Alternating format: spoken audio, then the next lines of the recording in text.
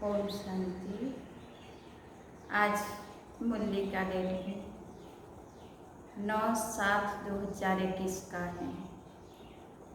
मीठे बाबा ने हम मीठे बच्चों को आज साकार मुरली में कहा, मीठे बच्चे, तुम्हारी बिगड़ी को सुधारने वाला अर्थात तकदीर बनाने वाला एक बाप है, जो तुम्हें नॉलेज देकर तकदीरवान बनाते हैं।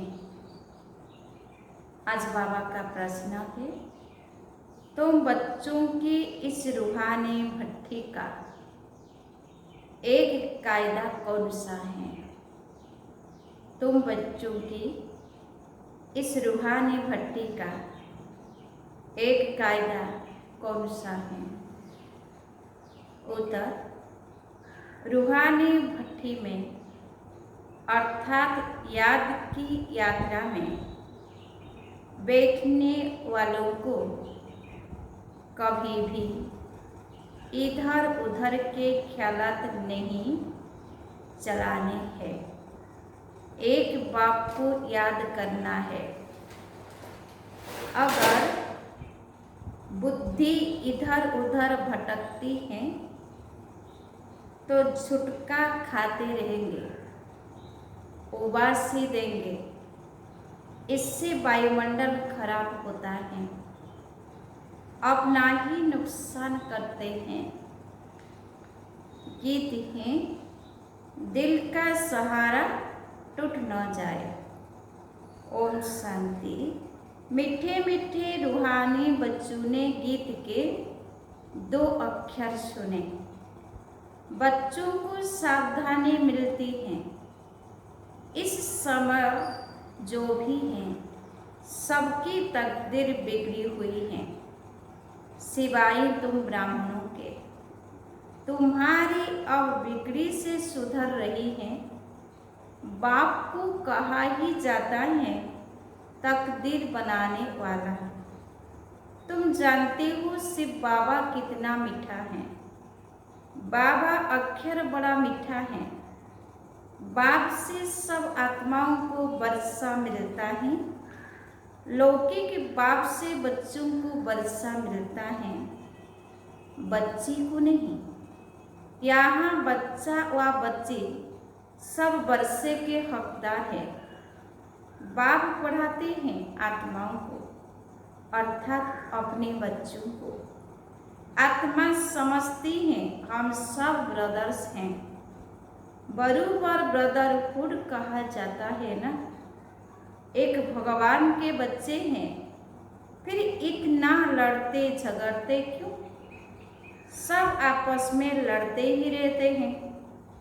अनेक धर्म अनेक मत हैं, और मुख्य बात तो रावण राज्य में लड़ाई ही चलती है, क्योंकि विकारों की प्रवेशता है।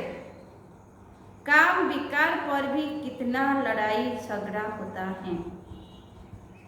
ऐसे बहुत राजाओं ने लड़ाई की है, काम के लिए बहुत लड़ते हैं, कितने खुश होते हैं। कोई के साथ दिल होती है तो मार भी देते हैं। काम महाशत्रु हैं। क्रोध वाले को तो क्रोधी ही कहेंगे, लोभ वाले को लोभी कहेंगे। लेकिन जो कामी है उनके बहुत नाम रखे हुए हैं। इसीलिए कहा जाता है, अमृत छोड़ विष काहे को खाए। शास्त्रों में अमृत नाम लिख दिया है। दिखाते हैं सागर मंथन किया तो अमृत निकला, कलश लक्ष्मी को दिया। कितनी कहानियाँ हैं। इसमें भी बड़े ते बड़ी बात है सर्वव्यापी की।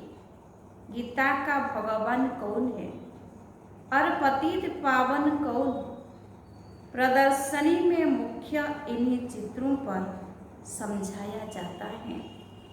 पतित पावन ज्ञान का सागर और उनसे निकली हुई ज्ञान गंगाएं व पानी की नदी व सागर। कितनी अच्छी अच्छी बातें समझाई जाती हैं। बाप बेट समझाते हैं, मीठे मीठे बच्चों तुमको किसने पावन बनाया। बाबा ने बच्चों को बेट समझाते हैं कि मीठे मीठे बच्चों तुमको किसने पावन बनाया। बिगड़ी को सुधारने वाला कौन है। वह पतित पावन कब आते हैं। यह खेल कैसे बना हुआ है कोई भी नहीं जानते हैं। बाप को कहा ही जाता है नॉलेजफुल, ब्लिसफुल, पीसफुल। है ना, बाबा ने क्या कहा, बाप को क्या कहा जाता है कि नॉलेजफुल, ब्लिसफुल, पीसफुल। गाया भी जाता है, बिगड़ी को बनाने वाला एक बाप है। यह तो समझने में आता है, बरूबर रावण हमारी बिगाड़ते हैं। यह खेल है हार और जीत का। रावण को भी तुम जानते हो, जिसको भारतवासी वर्ष वर्ष जलाते हैं। यह भारत का दुश्मन है। भारत में ही हर वर्ष जलाते हैं। उनसे पूछो कब से जलाते आते हो, तो कहेंगे यह तो अनादि चला आता है। जब से सृष्टि शुरू होती है, शास्त्रों में जो पढ़ा सत सत करते आते हैं। मुख्य भूल है ईश्वर को सर्वव्यापी कहना। मुख्य भूल है ईश्वर को सर्वव्यापी कहना। बाप यह नहीं कहते कि यह किसकी भूल है। यह ड्रामा में नूंद है, हार जीत का खेल है। माया से हारे हार, माया से जीते जीत। माया से कैसे हार खाते हैं वह भी समझाया जाता है। पूरा आधा कल्प रावण राज्य चलता है। एक सेकंड का भी फर्क नहीं हो सकता। राम राज्य की स्थापना और रावण राज्य का विनाश अपने समय पर एक्यूरेट चलते हैं। सतयुग में तो लंका होती नहीं, वह तो बुद्ध धर्म का खंड है। पढ़े लिखे की बुद्धि में रहता है। लंदन इस तरफ है, अमेरिका इस तरफ है। पढ़ाई से बुद्धि का ताला खुलता है, रोशनी आती है। इसको ज्ञान का तीसरा नेत्र कहा जाता है। बुढ़िया बहुत बातें समझ न सके, इन्हों को एक मुख्य बात धारण करनी है, जो ही अंत में काम आती है।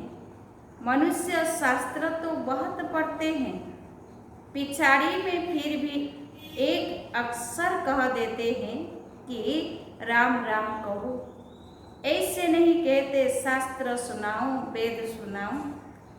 पिछाड़ी में कहेंगे राम को याद करो। जो जास्ती समय और जिस चिंतन में रहते हैं, अंत में भी वह याद आ जाता है। अभी विनाश तो सबका होना है। तुम जानते हो सब किसको याद करेंगे।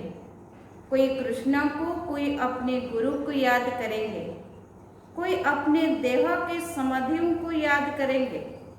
देह को याद किया खेल खलास। यहाँ तुमको एक ही बात समझाई जाती है कि अपने को आत्मा समझ, बाप को याद करते रहो। चार्ट रखो कि हम कितना याद करते हैं। जितना याद करेंगे पावन होते जाएंगे। ऐसे नहीं कि गंगा में स्नान करने से पावन बनेंगे। आत्मा की बात है ना, आत्मा ही पतित, आत्मा ही पावन बनती है ना। बाप ने समझाया है, आत्मा एक स्टार बिंदी है, भ्रुकुटी के बीच में रहती है। कहते हैं आत्मा स्टार अति सूक्ष्म है। तुम बच्चे ही इन बातों को समझ सकते हो। बाप कहते हैं मैं कल्प के संगम युगे आता हूँ। उन्होंने फिर कल्प अक्षर छोड़ युगे युगे अक्षर लिख दिया है, तो मनुष्य ने उल्टा समझ लिया है। मैंने कहा है कि कल्प कल्प संगम युगे आता हूँ, घोर अंधियारा और घोर सुजरे के संगम पर। बाकी युगे युगे आने की तो दरकार ही नहीं, सीढ़ी उतरते ही आते हैं। जब पूरे 84 जन्म की सीढ़ी उतरते हैं तब बाप आते हैं। यह ज्ञान सारी दुनिया के लिए है। सन्यासी लोग तो कह देते हैं इन्हों के चित्र सब कल्पना है, परंतु कल्पना की तो इसमें कोई बात ही नहीं है ना। बाबा ने क्या कहा, परंतु कल्पना की तो इसमें कोई बात ही नहीं। यह सब कुछ समझाया जाता है, नहीं तो मनुष्यों को कैसे पता पड़े, इसीलिए यह चित्र बनाए गए हैं। यह प्रदर्शनी देश देशांतर में ढेर होती रहेगी। बाप कहते हैं बहुत भारतवासी बच्चे हैं, है तो सब बच्चे न, अनेक धर्म का यह झाड़ है। बाप बैठ समझाते हैं, यह सब काम चिता पर बैठ जल मरे हैं। सतयुग में जो पहले पहले आते हैं वही फिर पहले पहले द्वापर से लेकर काम अग्नि में जलते हैं, इसीलिए काले हो गए हैं। अभी सबकी सदगति होनी है, तुम निमित्त बनते हो, तुम्हारे पिछाड़ी सबकी सदगति होनी है। बाप कितना सहज रीति समझाते हैं, कहते हैं सिर्फ बाप को याद करो। आत्मा ने ही दुर्गति को पाया है, आत्मा पतित बनने से शरीर भी ऐसा मिलता है। आत्मा को पावन बनाने की युक्ति बाप बिल्कुल सहज बताते हैं। त्रिमूर्ति के चित्र में ब्रह्मा का चित्र देख मनुष्य हाय हाय मचा देते हैं। इनको ब्रह्मा क्यों कहते हो? ब्रह्मा तो सूक्ष्म बर्तनवासी देवता है, यहाँ कहाँ से आया? यह दादा तो नामी ग्रामी था, अखबारों में सब जगह पड़ा था। एक जौहरी कहता है मैं श्री कृष्ण हूँ, हमको 16,100 रानियाँ चाहिए। बड़ा हंगामा मच गया था भगाने का। अब एक एक से माथा कौन मारे? इतने ढेर मनुष्य हैं, आबू में भी कोई आते हैं तो उनको झट कहते हैं अरे ब्रह्मा कुमारियों के पास जाती हो, वह तो जादू कर देती, स्त्री पुरुष को भाई बहन बना देती हैं, लंबी चौड़ी बात बताकर माथा खराब कर देते हैं। बाप कहते हैं तुम मुझे ज्ञान सागर वाल अलमाइटी अथॉरिटी कहते हो। वाल अलमाइटी अर्थात सर्वशक्तिमान, सब वेदों शास्त्रों आदि को जानने वाला। बड़े विद्वान को भी अथॉरिटी कहते हैं, क्योंकि वह सब वेदों शास्त्रों आदि को पढ़ते हैं, फिर बनारस में जाकर टाइटल ले आते हैं। महामहोपाध्याय श्री श्री 108 सरस्वती, यह सब टाइटल्स वहाँ ही मिलते हैं। जो बहुत होशियार होते हैं उनको बड़ा टाइटल मिलता है। शास्त्रों में जनक के लिए लिखा हुआ है, उसने कहा कि सच्चा ब्रह्म ज्ञान कोई हमको सुनाए। अब ब्रह्म ज्ञान तो है नहीं, बातें सारी यहाँ की है, कहानी बड़ी बना दी है। शंकर पार्वती की भी कहानी लिखी हुई है, कितनी कहानियाँ बेटी बनाई है। शंकर ने पार्वती को कथा सुनाई, वास्तव में था शिव, उन्होंने फिर शंकर पार्वती का नाम दे दिया है। भागवत आदि में यह सब इस समय की बात है। फिर कहानी में बताते हैं, उनको ख्याल आया राजा को यह ज्ञान जाकर दो। बाप भी समझाते हैं, राजाओं को जाकर ज्ञान दो। तुम ही सूर्यवंशी थे, फिर चंद्रवंशी, वैश्यवंशी, शूद्रवंशी बने। तुम्हारी राजधानी ही सट हो गई है। अब फिर सूर्यवंशी राजधानी लेना हो तो पुरुषार्थ करो। राजीव सिखाने वाला बाबा आया हुआ है, फिर आकर बेहद का स्वराज्य लो। राजाओं के पास भी बहुत चिट्ठियाँ जाती हैं, फिर उनको मिलती थोड़े ही। उनके प्राइवेट सेक्रेटरी चिट्ठियाँ देखते हैं, कितनी चिट्ठियाँ फेंक देते हैं। कोई में ऐसी जरूरी बात होती है तो उनको दिखा देते हैं। कहते हैं अष्टवक्र ने जन्म को सेकंड में जीवन मुक्ति का साक्षात्कार कराया। यह भी अब है। अब बाप कितना अच्छी तरह बैठ तुमको समझाते हैं। जो समझने वाले नहीं है वह यहाँ वहाँ देखते रहेंगे। बाबा झट समझ जाते हैं। उनकी बुद्धि में कुछ बैठता नहीं है। बाबा चार तरफ देखते भी हैं, सभी अच्छी तरह सुनते हैं। इनकी बुद्धि कहाँ भटकती रहती है, उबासी देते रहते हैं। ज्ञान बुद्धि में नहीं बैठेगा तो छुटके खाते रहेंगे, नुकसान हो जाता है। कराची में इन बच्चों की भट्टी थी। कोई झुटका खाता था तो फिर झट बाहर निकाला जाता था। अपने ही बैठते थे, बाहर का कोई आता नहीं था। शुरू में इन्हों का बड़ा पाठ चला है, लंबी हिस्ट्री है। शुरू में तो बच्चियां बहुत ध्यान में चली जाती थी, अभी तक भी कहते रहते हैं जादू है। परमपिता परमात्मा को जादूगर कहते हैं ना। शिव बाबा देखते हैं, इनका बहुत प्रेम है, तो देखने से ही झट ध्यान में चले जाते हैं। वैकुंठ तो भारतवासियों को बहुत प्यारा है। कोई मरता है तो भी कहते हैं वैकुंठवासी हुआ, स्वर्गवासी हुआ। अभी यह तो है ही नर्क, सब नर्कवासी हैं। तब तो कहते हैं फलाना स्वर्गवासी हुआ, परंतु स्वर्ग में तो कोई जाता ही नहीं है। अभी सिर्फ यह तुम जानते हो हम स्वर्गवासी थे, फिर 84 जन्म ले नर्कवासी बन गए हैं। अब फिर बाबा स्वर्गवासी बना रहे हैं। स्वर्ग में है राजधानी, राजधानी में बहुत पद है।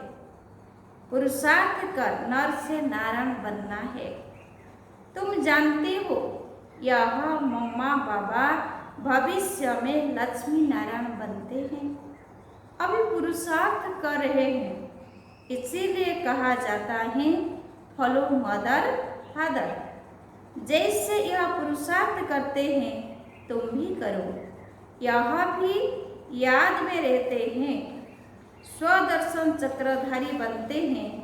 तुम बाप को याद करो और वर्षी को याद करो, त्रिकालदर्शी बनो।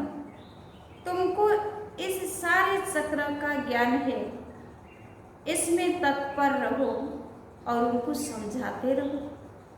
इस सर्विस में ही लगे रहेंगे तो और कोई धंधा आदि याद नहीं पड़ेगा। इस सर्विस में ही लगे रहेंगे तो और कोई धंधा आदि याद नहीं पड़ेगा। अच्छा, मीठे मीठे सिके लगे बच्चों प्रति माता पिता बाप दादा का याद प्यार और गुड मॉर्निंग। रूहानी बाप की रूहानी बच्चों को नमस्ते। हम रूहानी बच्चों की रूहानी बाप दादा को याद प्यार और गुड मॉर्निंग। नमस्ते नमस्ते नमस्ते।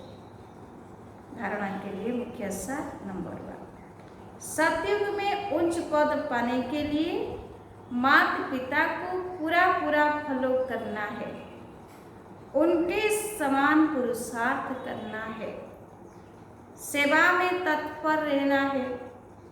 एकाग्र हो पढ़ाई करनी है, एकाग्र होकर के पढ़ाई करनी है। पॉइंट नंबर 2, याद का सच्चा सच्चा चार्ट रखना है।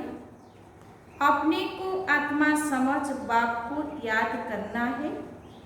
देह व देहधारियों को याद नहीं करना है ना, देह व देहधारियों को याद नहीं करना है। आज बाबा का वरदान है, सदा साथीपन की स्मृति और साखी स्टेज का अनुभव करने वाले शिवमयी शक्ति स्वरूप कंबाइंड भव। सदा साथीपन की स्मृति और साखी स्टेज का अनुभव करने वाले शिवमयी शक्ति स्वरूप कंबाइंड भव। जैसे आत्मा और शरीर दोनों का साथ है, जब तक इस सृष्टि पर पाठ है तब तक अलग नहीं हो सकते, ऐसे ही शिव और शक्ति दोनों का इतना ही गहरा संबंध है। जो सदा शिवमयी शक्ति स्वरूप में स्थित होकर चलते हैं तो उनकी लगन में माया विघ्न डाल नहीं सकती। वे सदा साथीपन का और साखी स्टेज का अनुभव करते हैं। ऐसे अनुभव होता है जैसे कोई साकार में साथ हो। आज बाबा का स्लोगन है, निर्विघ्न और एकाग्र स्थिति का अनुभव करने के लिए एकाग्रता का अभ्यास करो। निर्विघ्न और एकाग्र स्थिति का अनुभव करने के लिए एकाग्रता का अभ्यास करो। अच्छा, ओम शांति।